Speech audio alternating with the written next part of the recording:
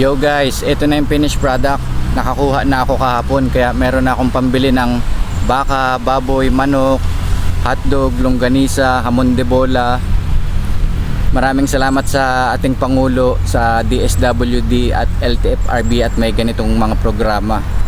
Kaso isa sa kasamahan nating rider na Dedo, siyempre patay ka talaga nun. Ikaw ba naman sobrang init, tapos ang dami nyo, kaya mamamatay ka talaga nun.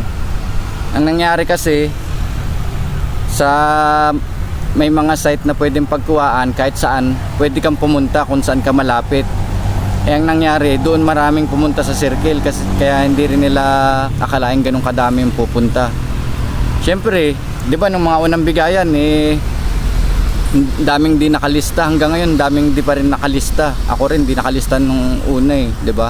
Pag ganun, mababad trip ka nun, di ba? Parang yung pakiramdam nung kay Baron Geisler, lahat nabigyan ng sabaw, tas ikaw hindi, di ba? Bad trip ka talaga nun, tanginan yun. Di ba? Ano meron sila na ikaw wala, ba't sila lang binigyan?